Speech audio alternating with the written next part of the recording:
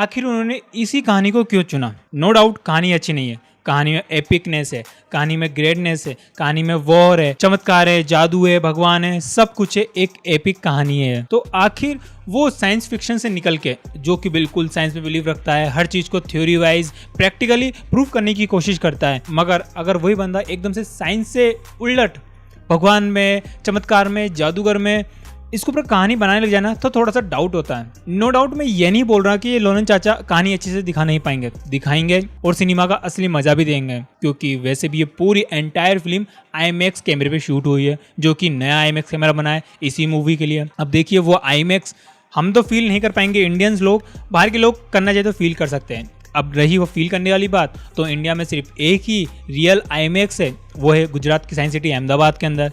अगर चाहे तो कोई लोग मिलके या कोई सुपर रिच बंदा मंगा के ये मूवी यहाँ पे लगा सकता है और हम देख सकते हैं, वो तो पता नहीं। मगर मेरे को जो लगता है, थोड़ा ऑफ टॉपिक अपन जाएंगे, कि वाराणसी जो मूवी है मुझे लगता है कि वो IMAX में ज़रूर रिलीज़ हो सकती है, इंडिया के अंदर रियल IMAX, अहमदाबाद की बात कर रहा हूँ। अगर कुछ इवेंट रखा जाए, क्योंकि राजा मौली साहब बिल्कुल सीरियस है अपने इस प्रोजेक्ट को लेके, खासकर IMAX के विज़न को लेके। हो सकता है कि वो अहमदाबाद साइंस सिटी में सोच रहे हो या कुछ नया ही IMAX थिएटर्स बना रहे हो इंडिया के अंदर, पता नहीं। अहमदाबाद हमने सुना तो न्यूज़ था, मगर अगर ये ना हो पाया तो रामायणा मूवी वो हमें अहमदाबाद साइंस सिटी में देखने को मिल सकती है। हो सकता है वहाँ पे सिर्फ VIP लोग आए और रियल IMAX का फील लें, तब हमारे IMAX के बारे में इंडिया के अंदर लोग और जाने और शायद 2-4 थिएटर्स और ओपन हो रियल IMAX। चलिए हमारी टॉपिक पे वापस आता है ओडिसी के ऊपर। एकदम से ये एकदम डिफरेंट ये ट्रांसफॉर्मेशन लिया है ना उन्होंने, कि साइंस से एकदम उलट अपनी कहानी को इस तरह से दिखाना मैं जरूर देखना चाहूंगा भाई। अब देखिए ये कहानी जो कि एक बुक से ली गई है, जो कि आज से करीबन 2800 साल पहले लिखी गई थी। होमर नाम के एक ग्रीक फिलोसोफर ने लिखी थी, पोएट बोल सकते हो आप। तो लोलन साहब को एक कहानी को ज्यादा पसंद आई और उन्होंने इसको पूरी मूवी के अंदर ढाल दिया। ये कहानी का अगर मैं आपको ऊपर से ब्रीफ दूं क्या होगा इस कहानी के अंदर, तो मैं आप इतना समझ लिए बिना कोई स्पॉइलर के, एक राजा है जो कि एक युद्ध लड़ने गया था, मगर वो जीत नहीं रहा था। कई साल बीत गए, तकरीबन 10 साल बीत गए।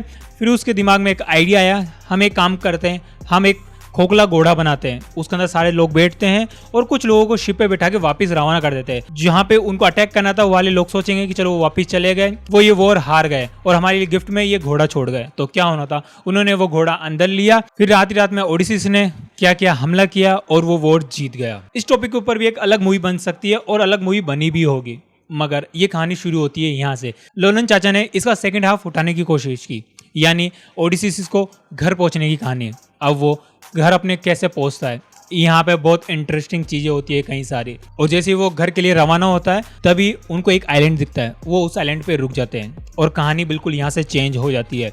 इसके बाद कहानी में कुछ ऐसा नजरिया आ जाता है कि वो बेचारा घर पहुंचता है या नहीं पहुंचता, वो तो आपको मूवी में देखने को मिलेगा, मगर उससे कुछ ऐसी गलती होती है कि भगवान उससे नाराज हो जाते हैं और वो बोलते हैं इसको घर में पहुंचने नहीं दूंगा, इतनी सारी मुश्किलें इसकी लाइफ में डाल दूंगा कि ये घर पहुंच ही नहीं पाएगा और अपना दम तोड़ देगा। और वही एक एडवेंचर, वही रोलर कोस्टर क्रिस्टोफर नोलन साहब यहाँ पे दिखाने की कोशिश करेंगे। अब नोलन चाचा जाने जाते हैं अपनी मूवी के अंदर कम से कम VFX यूज करें।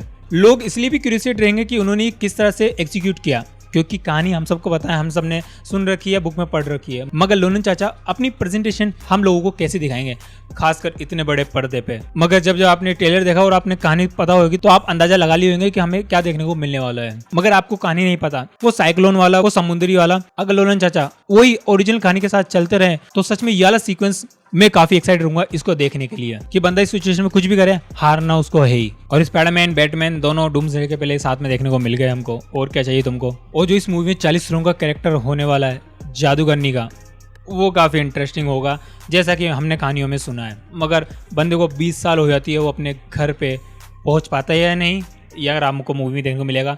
अगर आपने कहानी सुन रखी हो तो कोई बात नहीं, कहानी तो कहानी है, वही प्रेजेंटेशन वाली बात होगी, वो रामायण वाली बात होगी, महाभारत वाली बातें होगी, कि कहानी हमको पता है, मगर लोग किस तरह से दिखा रहे हैं वो उस पर डिपेंड करता है। और अगर लोलन चाचा इस मूवी को एक ही पार्ट में रखेंगे, ये सोचना रहेगा, और बोल भी रहे कि 3 घंटे से कम होगी ये मूवी की लेंथ, तो समझ लीजिए पूरी मूवी एंटायर फिल्म कहीं भी आपको बोर नहीं करने वाली।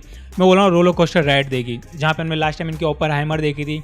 कई लोगों को थोड़ी बोरिंग, जो टिपिकली लोग ना नोलन चाचा की फिल्म देखने जाते हैं ना, वो उनको ओपेनहाइमर में नहीं मिल पाया तो वो थोड़ा निराश हो गए। मगर वो शायद यहाँ पे निराश नहीं होंगे, क्योंकि एक एडवेंचर एपिक मूवी दिखाने वाले हैं। मेरी और आपकी, हम सबकी कोशिश यही रहेगी कि हम जितने बड़े पर्दे पे इस मूवी को देख सके, हम उतने बड़े पर्दे पे देखने की कोशिश करेंगे, क्योंकि असली फील वहीं आएगा। क्योंकि क्या होता है, नोलन साहब ने दुनिया इस तरह से क्रिएट की है कि आप जितने बड़े पर्दे पे देखने की कोशिश करोगे ना, आपको कहानी का मजा उतना ही आएगा और आप ना उस कहानी के अंदर जुड़ ही जाओगे। मैं बोल रहा हूँ मूवी खत्म होने के बाद ना कम से कम आप 2-3 या एक दिन में मान लीजिए, आप समझोगे कि मैं अभी उसी कहानी के अंदर हूँ, मैं भी हासिल कर रहा हूँ, मैं भी कहीं पहुंचने की कोशिश कर रहा हूँ। तो उस मोटिवेशन के लिए या इस तरह की कहानी देखने के लिए मैं काफ़ी बेताब हूँ। रही ना ये कहानी जो मैंने पूरी सुनी या मैंने पढ़ी, तो इसका हर एक कैरेक्टर भाई यूं ही नहीं लिखा गया। उस बंदे ने जिस तरह से भी इस कैरेक्टर को लिखा है ना, हर किसी के पीछे एक ग्रेविटी फील होती है। अब जो नोलन चाचा ने ये एक आंख वाला जो मॉन्स्टर दिखाया है ना, यहीं से कहानी की एक तरह से शुरुआत है और इसी एकमात्र सीन से हमें वो फील होता है एक मॉन्स्टर वाइब। हमें उसकी हाइट, उसका वेट, उसकी लेंथ सब हमें फील हो जाती है कि वो एक टाइटन है। ह्यूमंस उसके सामने कितने कम, कितने कमजोर, कितने छोटे लग रहे हैं, और सिर्फ लाइटिंग के थ्रू ही उन्होंने ये चीज दिखा दी। और इस ट्रेलर का हर एक फ्रेम और 4K में भी निकाला है। नोलन चाचा ने दिल जीत लिया। और इस पूरे ट्रेलर में मुझे एक सीन जो सबसे अच्छा लगा, अगर आप 1 मिनट 33 सेकंड पे जाओगे ना, ये पूरा वॉर का सीन, किस तरह से कैमरा शेक होता है, किस तरह से मूवमेंट करता है और किस तरह से इसका एंगल रखा गया है ना, क्योंकि इससे एक राजा का वट मालूम पड़ता है। ऊपर फुल क्लाउडी वेदर व्हाइट, नीचे जो ग्राउंड है, ग्रास है या लोग है, वो ब्लैक में दिख रहे हैं और अपना बंदा एक अलग से वार्म टोन के अंदर अलग से हाईलाइट हो रहा है। या जो कलर ग्रेडिंग है या जिस इस तरह का फ्रेम हमें इस ट्रेलर के अंदर हर एक सीन में देखने को मिलेगा। और इससे पहले जो ट्रेलर आया था उसमें भी देखने को मिलेगा कि पूरा एक फ्रेम एक ही कलर टोन पे बेस है, मगर एक कुछ छोटा सा पार्ट या कहीं से हाईलाइट हो रहा है कि वो वोम के अंदर है। और इससे एक और सिनेमैटिक फील आती है, एक हिस्टोरिकल वाइब आती है कि हम कोई एपिक एडवेंचर देख रहे हैं। मैं तो वेट कर रहा हूँ 17 जुलाई को इस तरह की एपिक मूवी सिनेमा ट्राई करने के लिए। आप मुझे बताइए आप कितना एक्साइटेड हो इस मूवी के लिए, कमेंट में अपनी राय मुझे जरूर दीजिए। और देखते रहिए सिनेमाघर। वीडियो को लाइक और चैनल को सब्सक्राइब करना ना भूलें।